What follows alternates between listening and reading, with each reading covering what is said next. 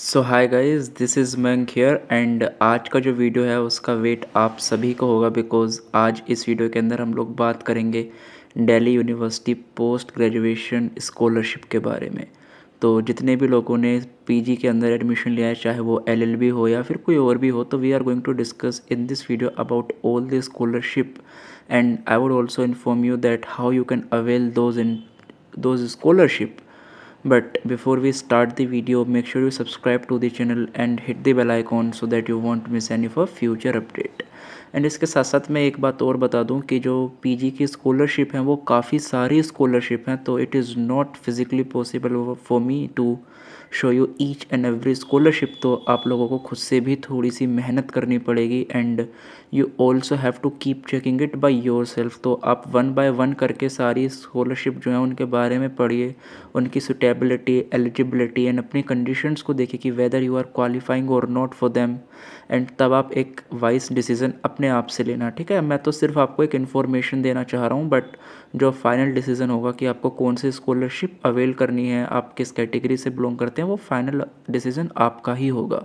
And आपको इसको आराम से लेना है because 31 December is the last date to apply for the scholarship. तो काफ़ी टाइम है आपके पास, तो डू नॉट बी ना hurry to apply for it. आराम से पढ़िए सारी स्कॉलरशिप को एंड जो भी आपको ठीक लगे आप उसके अकॉर्डिंग अपना डिसीज़न ले सकते हैं। ठीक है ना, तो मैंने बता दिया पहले कि I will not tell you each and every scholarship because बहुत लंबी लिस्ट है। अगर मैं बताने पे आ जाऊँगा तो पता नहीं कितने मिनट का वीडियो बनेगा, आई मीन घंटों का वीडियो बन जाएगा। तो आप समझ गए what I am mean to से।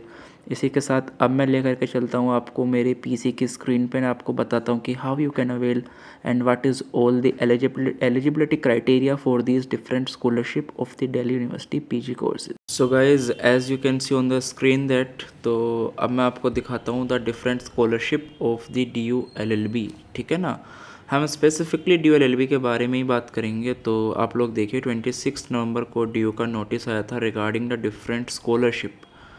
तो अगर आप इसको पढ़ना चाहें, ये सर्कुलर था यूनिवर्सिटी का, इसके अंदर ऐसा कुछ नहीं बताया है। इसमें बेसिक इन्फॉर्मेशन आपको दी गई है लाइक कि स्कॉलरशिप आने वाली है एंड उसको आपको 31 दिसंबर से पहले पहले स्कॉलरशिप सेल को अपना फॉर्म भर करके उनको सबमिट करना है। This is all about. इसके साथ अब आप लोग देखेंगे कि ऐसे करके काफ़ी सारी स्कॉलरशिप आ रही हैं। लाइक हमारा तो पोस्ट ग्रेजुएट में आता है DU LLB, तो हम लोग इस पर पोस्ट ग्रेजुएट के अंदर जाएंगे। तो आप लोग देखो यहाँ पर 2 स्कॉलरशिप आ रही हैं। ठीक है, पॉइंट नंबर 1 एंड 2 आप दोनों को पढ़ लेंगे एंड जब भी आप स्कॉलरशिप लेंगे मैं आपको कुछ फ्यू कॉमन बातें आपको बता देता हूँ जो आपको ध्यान में रखनी है वाइल डिसाइडिंग अ स्कॉलरशिप।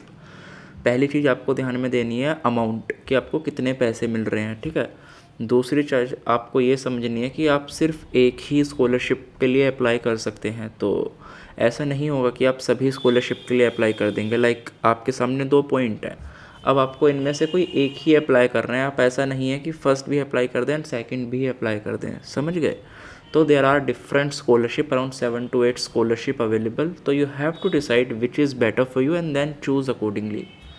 तो एक काम आपको ये करना है, एक आपको क्या देखना है, ड्यूरेशन देखनी है। आपको जब भी किसी स्कॉलरशिप के लिए अप्लाई करना है आप उसकी ड्यूरेशन देख लो कि ये मेरे को कितने समय के लिए मिल रही है। क्या ये मेरे को 1 साल के लिए मिल रही है, 5 महीने के लिए, 2 साल के लिए, 3 साल के लिए, इस तरीके से।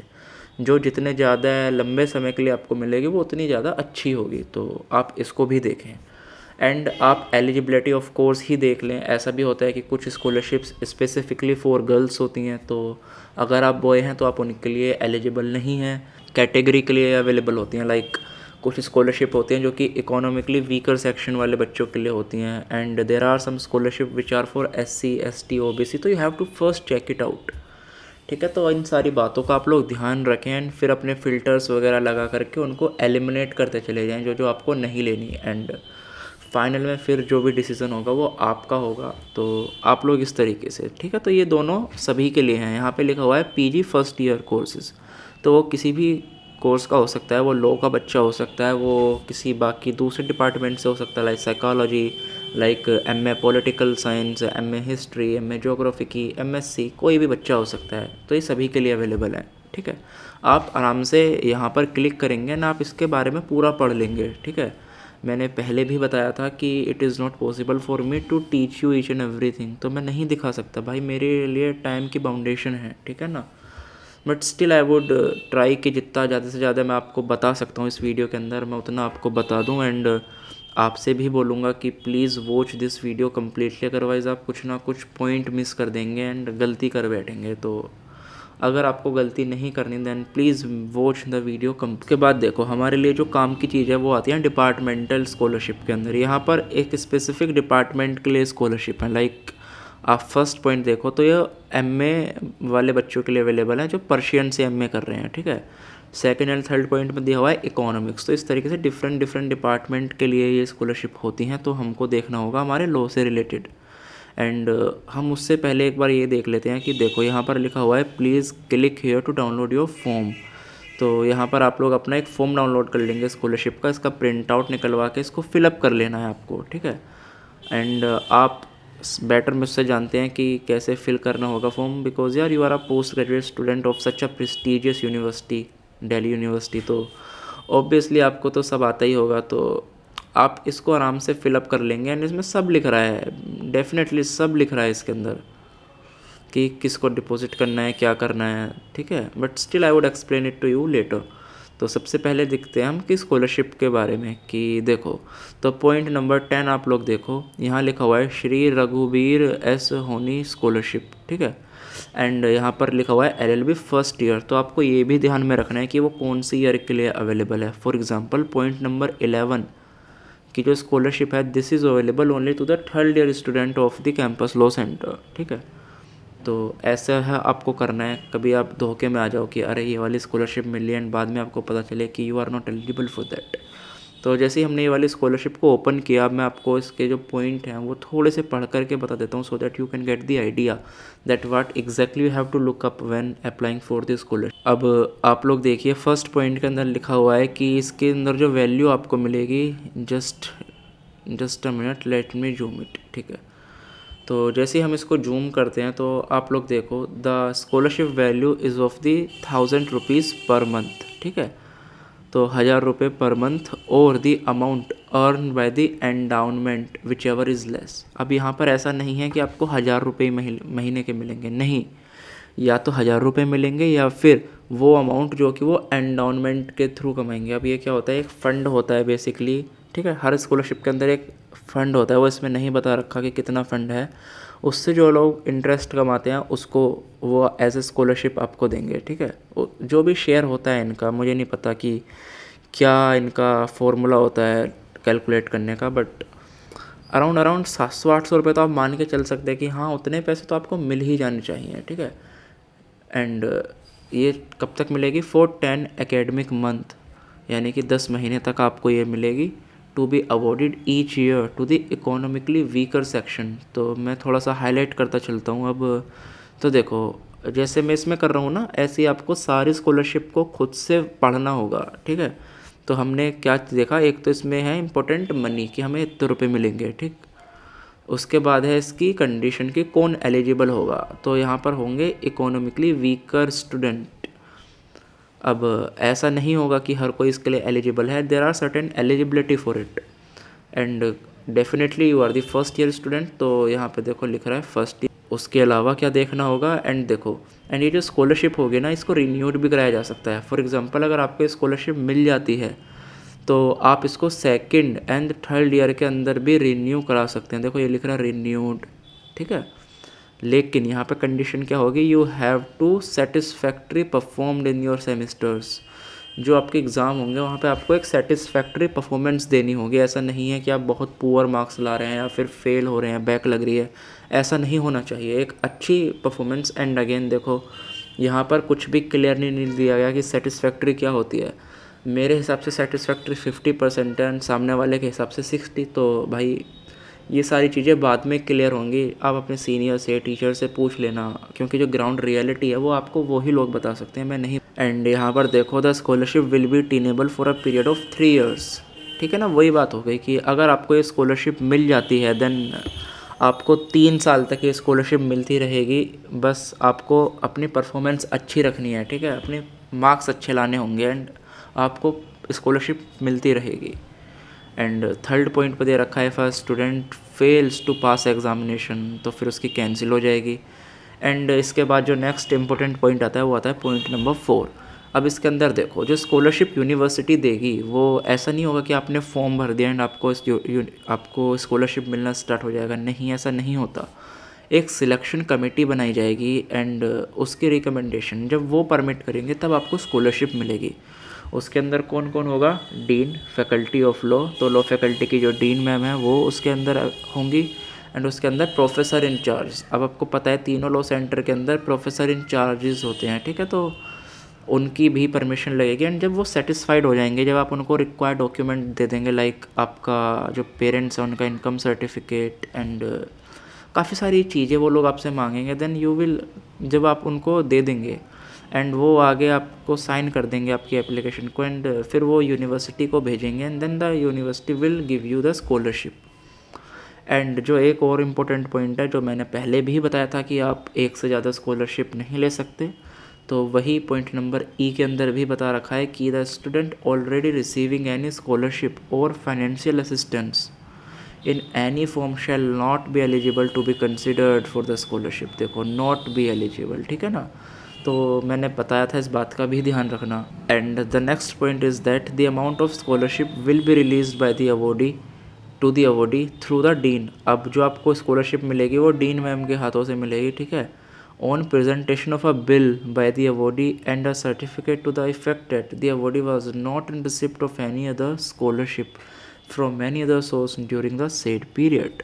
अब आप लोग सोचेंगे कि यार ये बिल क्या होता है एंड इसको कैसे पेश करना होगा, तो it's just like a form. आपको एक फॉर्म फिलअप करके देना होगा, एक अंडरटेकिंग टाइप आपको साइन करके देना होगा डीन को कि आप कहीं और से किसी और तरीके की फाइनेंशियल एड या फिर स्कॉलरशिप को रिसीव नहीं कर रहे हैं, ठीक है, and then they will give you the scholarship amount. आप इसको आराम से पढ़ लीजिए, ये स्कॉलरशिप है। एंड मैं फिर बता रहा हूँ कि ज़रूरी नहीं है कि आप इस ही स्कॉलरशिप के लिए अप्लाई करें, there are a lot of scholarship. आपको सबसे पहले एक एक स्कॉलरशिप को आराम से ध्यान से पढ़ना होगा एंड जो भी आपको सूट करती है आप उसके लिए अप्लाई कीजिए। अभी हमने पॉइंट नंबर 10 को डिटेल के अंदर पढ़ा है, जो पॉइंट नंबर 11 है वो है थर्ड ईयर वालों के लिए, ठीक है, तो उसको भी आप पढ़ सकते हैं जब आप थर्ड ईयर के अंदर आ जाएंगे। अब देखो पॉइंट नंबर 12 है आपका, इसको भी पढ़ते हैं। एंड जैसे ही देखो तो ये भी ठीक है, द वैल्यू अगेन जैसे हमने उसमें अप्रोच रखी थी, मैंने वही तो बताया कि भाई बहुत सारे डॉक्यूमेंट हैं, तो it is not possible for me to read each one of it. तो आप लोग खुद से एक बार पढ़ लेना अपने हिसाब से एंड आप मुझसे रिकमेंडेशन में पूछ सकते हैं कमेंट के अंदर कि आपका अगर कोई डाउट है, I will give you the answer, but करना आपको ही पड़ेगा बिकॉज बेनिफिट भी आपको ही मिलेगा। देखो इसके अंदर क्या कैश प्राइस मिलेगा, आपको मिलेंगे 6,000 रुपये, तो 6,000 रुपीज़ पर एनम, ठीक है, और the amount earn by the interest. इसमें देखो इन्होंने फ़ंड भी मेंशन कर दिया है कि इनके पास 1,00,000 रुपये का फ़ंड है एंड उससे जो इंटरेस्ट मिलेगा वो आपको ये लोग देंगे, 6,000 रुपये प्रति महीने आपको मिलेंगे, ठीक है, तो सही है। अगर आप लोग देखते हैं कि एक साल में आपको दे will give you the 600 rupees a month, sorry 6,000 rupees 6,000 rupees in a year is good. आपकी फ़ीस पूरी आ जाएगी, आई मीन इतनी तो आपने फ़ीस भी नहीं दी जितनी आपको स्कॉलरशिप मिल सकती है, तो सही बात है। अगर आपको एलिजिबिलिटी है तो प्लीज़ अप्लाई फॉर इट। देखो the cash prize will be awarded each year to the student of LLB of faculty of law. And यहाँ पर ऐसा नहीं है कि आपको सिर्फ CLC वालों को स्कॉलरशिप मिल रही है, वो बाहर जो लिख रहा है वो थोड़ा कन्फ्यूज़न क्रिएट कर रहा है, बट ऐसा नहीं है, ठीक है। देखो the scholarship shall be award to the faculty of law student, यहाँ पे कंडीशन क्या आती है, जो हमने इससे पहले देखी थी वहाँ पर आया था इकोनॉमिकली वीकर सेक्शन, आप इकोनॉमिकली वीकर सेक्शन से बिलोंग करने चाहिए। यहाँ पर ऐसा कुछ नहीं है, यहाँ पर आपके लिए जो कंडीशन है वो रखी गई है कि you have to secure the highest mark in the paper number this which is international trade law, जो कि ठीक है। तो जो इंटरनेशनल ट्रेड लॉ का पेपर होता है वो 5th सेमेस्टर के अंदर होगा। अगर आप उसके अंदर सबसे ज़्यादा मार्क्स लाते हैं पूरी फैकल्टी के अंदर, चाहे आप CLC हो, LC1 LC2, जो भी एक बच्चा सबसे ज़्यादा मार्क्स लाएगा उसको ये 6,000 रुपये मिलेंगे, ठीक है। तो ऐसा है। एंड उसके अलावा काफ़ी सारी और भी कंडीशंस लिखी हुई हैं, you can read it by yourself. तो आप इसको आराम से पढ़ लीजिएगा, ठीक है। तो मैं इसको भी अब बंद कर रहा हूँ। And we have read point number 12 just before. And उसके बाद आप नीचे स्क्रॉल डाउन करेंगे, देन पॉइंट नंबर 18, 19 एंड 20 तीनों के तीनों फिर से फैकल्टी ऑफ लॉ की ही स्कॉलरशिप हैं। तो देखो पॉइंट नंबर 18 पे हम लोग क्लिक करते हैं एंड देखते हैं बेसिकली ये स्कॉलरशिप के अंदर हमको क्या मिल रहा है। तो सबसे पहले कैश प्राइज़ हमको मिलेगा 500 रुपीज़ पर मंथ, 500 रुपये महीने हमको एज अ कैश प्राइज़ मिलेगा। एंड उसके अलावा देखो कंडीशन क्या है, नीडी फीमेल स्टूडेंट, तो यहाँ पर सिर्फ फीमेल ही अप्लाई कर सकते हैं। तो मेल स्टूडेंट हैं, they can not apply for it. तो वही मैंने आपको बताया भाई कि you have to filter out this scholarship. आपको खुद से चेक करना पड़ेगा कि आप किस स्कॉलरशिप के लिए एलिजिबल हैं या फिर किसके लिए एलिजिबल नहीं हैं, ठीक है। एंड एक और यहाँ पर कंडीशन ये धरी गई है कि जो फीमेल होंगी उनके हस्बैंड या फिर पेरेंट कोई इनकम टैक्स नहीं पे करने चाहिए, ठीक है। दे शुड नॉट पे एनी इनकम टैक्स और he should not come into any tax slab. And उसके बाद again this is also 3 year scholarship, आपको 3 साल के लिए मिलेगी, जो कि हर साल रीन्यू हो सकती है on the basis of the satisfactory performance of the awardee. उसके अलावा you can read it, again सारे पॉइंट सेम ही हैं but still you can read it, आप पढ़ सकते हैं इसको भी। उसके अलावा अगर हम नेक्स्ट स्कॉलरशिप को देखते हैं, देन पॉइंट नंबर 19 आपका आता है doctor Ram Kishore memorial scholarship. And इसके अंदर आपको 300 रुपीज़ पर मंथ मिलेंगे, 300 रुपीज़ पर month is awarded to you. And इसके अलावा क्या होगा, the scholarship again okay, this scholarship is awarded every year to the deserving student on merit cum means basis on the performance at LLB entrance test। तो ये test के base पे मिलेगी, जो आपका LLB एंट्रेंस हुआ था उसके बेस पे। In case at any time in future the entrance test for admission और to the LLB first year course is not held, the scholarship will be awarded to the candidate who get highest percentage of marks at a graduation or a PG level on the basis of which he get admission into the LLB first year course। तो basically ये topper को मिलती है। अगर मैं हिंदी में आपको बताऊं तो जो फर्स्ट रैंकर है उनको 300 रुपीज़ पर मंथ मिलेंगे। तो अगर आप इस वीडियो को देख रहे हैं then please apply for it, ठीक है। इसके अलावा देखो पॉइंट नंबर 3 अगेन वही बोल रहा है जो मैंने पहले बताया था कि आप कहीं और से कोई और स्कॉलरशिप नहीं लेते होने चाहिए, ठीक है। तो इसके अलावा again you can read it by your self, it is very easy. तो ऐसे ही डिफरेंट स्कॉलरशिप हैं जिनका डिफरेंट क्राइटेरिया है, आप अपने अकॉर्डिंग उनको देख सकते हैं। पॉइंट नंबर 20 एंड इस स्कॉलरशिप को भी देखते हैं कि व्हाट डज दिस स्कॉलरशिप मेंट। सो ये तो लीगल फॉन्ट के अंदर लिखा हुआ है। स्कॉलरशिप का नाम आता है सी राय बैरिस्टर ऑफ स्काईलॉट मेमोरियल स्कॉलरशिप। एंड इसके अंदर जो आपको पैसे मिलते हैं वो मिलते हैं 250 रुपीज़ पर मंथ। एंड ये किस किस को मिलती है, ये भी वही सेम जो मैंने आपको बताया था, performance on the and performance at LLB entrance exam. तो ये भी एंट्रेंस एग्ज़ाम के वालों को ही है, तो आप इसको भी देख सकते हैं। तो जिसने भी अच्छी परफॉर्मेंस करी है, ठीक है, you have to apply for it. फंडा यही है, you have to apply for it. अगर आप अप्लाई नहीं करते हैं देन ऐसा नहीं होगा कि they automatically start giving the scholarship, नहीं, ऐसा नहीं होता, यू हैव टू अप्लाई। इसके अलावा पॉइंट नंबर 22 अगर आप लोग देखेंगे, मैं बता रहा हूँ स्कॉलरशिप बिकॉज आई नो कि you guys will not gonna look at by your self, that is why I am telling you in a brief, but detail में अगर आपको समझना है प्लीज़ रीड दैम। देखो तो ये वाली जो स्कॉलरशिप है मनोहर लाल वैचर स्कॉलरशिप, इसके अंदर आपको मिलते हैं 450 रुपीज़ पर मंथ। एंड ये किस किस को मिलेंगे, बेसिकली नीडी स्टूडेंट हुज, हाँ तो देखो इसमें सब आ सकते हैं, यहाँ पे कोई कास्ट का या फिर जेंडर बेसिस पे नहीं है।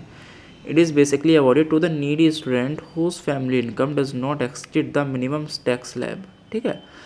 इसके कंडीशन ये है कि आप फर्स्ट ईयर के अंदर होने चाहिए एंड आपकी फैमिली को इनकम टैक्स पे नहीं करती होनी चाहिए।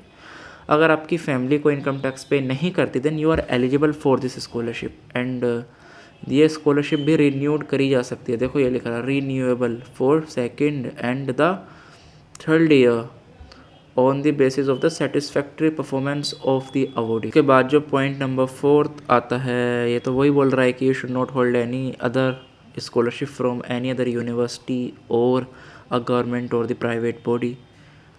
देखा तो आप लोग समझ रहे होंगे अब की जो स्पिरिट है स्कॉलरशिप्स की वो क्या है, एंड मैं आपको क्या बताना चाह रहा हूँ इन वीडियो के माध्यम से, ठीक है। And now you can do all your work by your self. अब देखो ऐसे तो नीचे और कोई स्कॉलरशिप मुझे नहीं दिख रही, तो यस, पर this is for the LLM student. Point number 61 is for the LLM। ये भी LLM के लिए है, तो आई थिंक LLB के लिए तो सिर्फ यही स्कॉलरशिप थी, ठीक है। एंड जो स्टूडेंट SC ST और OBC कैटेगरी से बिलोंग करते हैं, तो वो लोग चाहें तो ये स्कॉलरशिप के लिए भी अप्लाई कर सकते हैं। देखो नीचे पूरा डिटेल्ड में आप लोग इन पे क्लिक करेंगे, then you will get the idea what is their eligibility and how much award they will get to you. आप लोग खुद से इसको पढ़ सकते हैं, ठीक है। एंड एक चीज़ ही ध्यान रखना कि आपको एक ही स्कॉलरशिप मिल पाएगी, तो जो भी आपको चाहिए ध्यान से देख लेना। जिसके अंदर ज़्यादा पैसे मिलते हैं उसको चूज़ कर लेना, जो ज़्यादा समय के लिए मिलती है उसको चूज़ कर लेना। एंड इसके साथ साथ अब बेसिक क्वेश्चन आता है कि भैया अप्लाई कैसे करें। आपने सब बता दिया, हमने सब समझ लिया, एंड हमें पता चल गया कि हमें ये वाली स्कॉलरशिप लेनी है, but what to do, whom to contact. तो देखो भाई, इसके लिए आपको क्या करना होगा, एक फॉर्म जैसे कि मैंने स्टार्टिंग में बताया था, you have to fill that form, ठीक है। तो आप लोग यहाँ से फॉर्म डाउनलोड कर लेंगे and you will fill it. And इसके बाद जैसे ही आपकी क्लासेस शुरू होती हैं, क्योंकि लास्ट डेट है 31 दिसंबर, तो आप लोग वेट कीजिए कि जैसे ही आपकी क्लासेस शुरू हो जाती हैं तो आप अपने टीचर से या फिर अपने सीनियर से पूछिए कि भैया प्रोसेस क्या है एंड कहाँ हमको सबमिट करना होगा। बिकॉज़ मेरे हिसाब से आपको फैकल्टी के अंदर जा कर के ही ये फॉर्म जो है उसको सबमिट करना होता है, जो मुझे लगता है पर्सनली। आप अब पता नहीं कोविड की वजह से ये ऑनलाइन ले रहे हैं या फिर नहीं, but you should reach to the college if you really wants to get this scholarship without any much hurdle। तो आप लोग इसको देख लेंगे। यस, तो मैं वही बोल रहा था कि भाई you have to go to Delhi for this scholarship. एक बार अपने टीचर से ज़रूर कंसिडर कर लेना, ठीक है। मैंने आपको बता दिया क्या करना है, अब आपको समझ आ गया, but you have to contact to your teacher.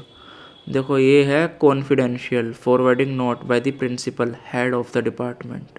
तो यहाँ पे जो डीन होंगे उनके लगेगा यहाँ पे अगेन द प्रिंसिपल और the head of the department और द एम्प्लॉयर। तो देखो पॉइंट नंबर 1 में क्या लिख रखा है, attested copies of the certificate, marksheet and the income certificate should be attached with this form.